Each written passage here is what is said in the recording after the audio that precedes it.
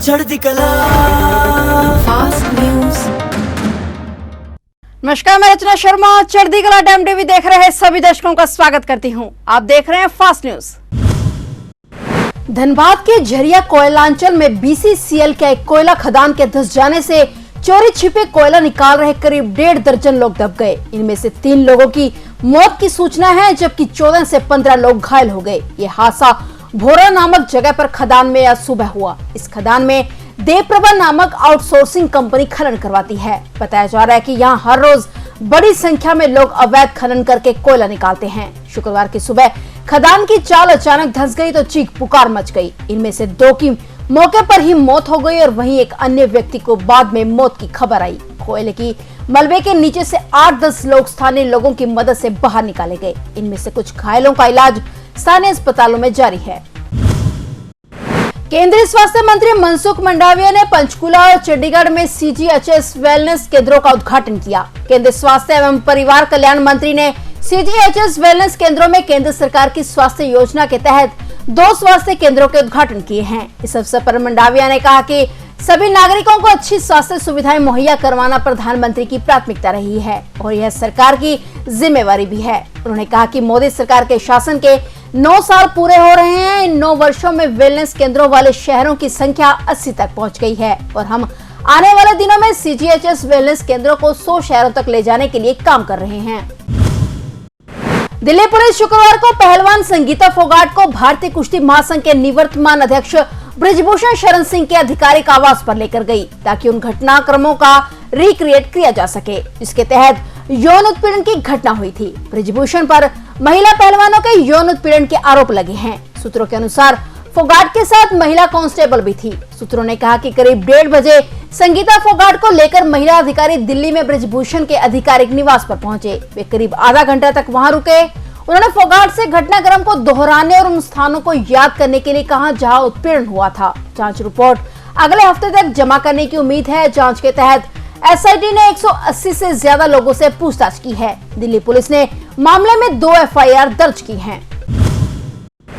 Delhi police ने शुक्रवार को हाईकोर्ट में एक याचिका के संबंध में एक्शन टेकन रिपोर्ट फाइल करते हुए अदालत को बताया कि पहलवानों ने ब्रिजभूषण शरण सिंह के खिलाफ कोई हेट स्पीच नहीं दी है। बता दें कि अदालत बम महाराज नौहटिया द्वारा दायर आवेदन पर सुनवाई कर रही थी, जिसमें पहलवान विनेश फोगाट, बजरंग पुनिया और साक्षी मलिक पर एफआईआर दर्ज करने की अपील की गई थी। इस याचिका में पहलवानों पर आरोप लगे थे कि उन्होंने ब्रिजभूषण पर गलत इल्जाम लगाए हैं और उनके खिलाफ हेट स्पीच भी दी है। इसके लिए शिकायतकर्ता ने वीडियो भी सबूत के रूप में दिया था और इस वीडियो को आधार बनाकर दिल्ली पुलिस ने कोर्ट को बताया कि कहीं भी इसमें पहलवान ब्रिजभूषण शरण सिंह के खिलाफ नारेबाजी या हेट स्पीच करते हुए नजर नहीं आ रहे, इसलिए कोर्ट इस आवेदन को खारिज कर दे। अदालत ने इस मामले की अगली सुनवाई की तारीख 7 जुलाई तय की है और इस मामले पर 25 मई को अदालत ने कोर्ट से एटीआर मांगा था, जिसे आज पुलिस ने जमा किया है।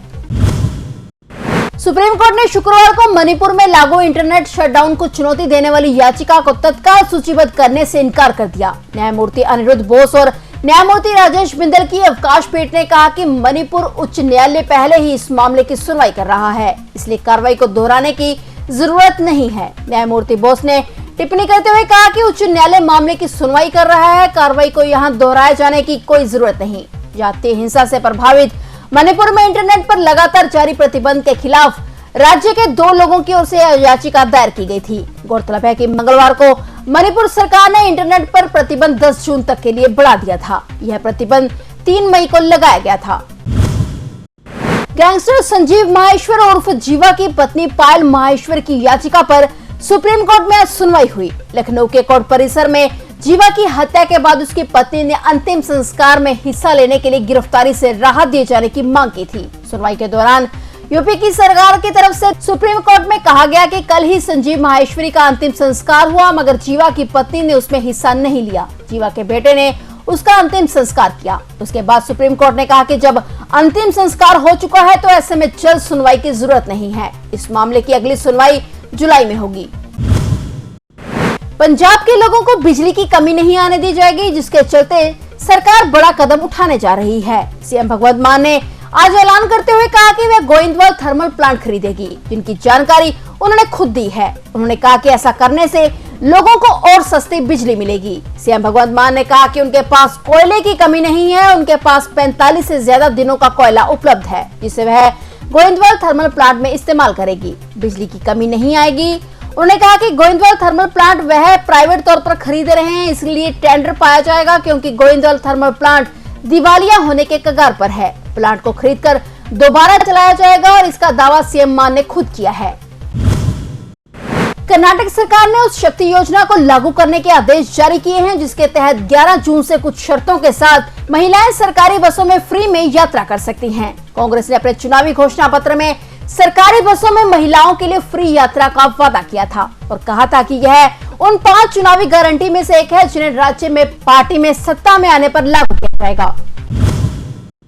भीषण चक्रवाती तूफान बिपरजॉय पूर्व मध्य अरब सागर के ऊपर धीरे धीरे उत्तर पूर्व की ओर बढ़ रहा है। मौसम विभाग के सूत्रों के मुताबिक अगले 48 घंटों के दौरान हवाओं की रफ्तार धीरे धीरे और तेज होगी, जिसके बाद 3 दिनों के दौरान इन हवाओं का रुख लगातार उत्तर पूर्व और उत्तर पश्चिम की ओर मुड़ जाएगा। बता दें कि 8 जून को मानसून ने केरल में दस्तक दे दी है। कोंकण, गोवा और महाराष्ट्र तट पर 9 से 10 जून तक समुद्र में ऊंची लहरें उठने की संभावना है। इसे लेकर मछुआरों को अलर्ट किया गया है और तट से वापस लौटने को कहा गया है। कोंकण के तटीय इलाके रायगढ़, रत्नागिरी समेत मुंबई, पालघर में तेज हवाओं के साथ बारिश का अलर्ट भी जारी किया गया है।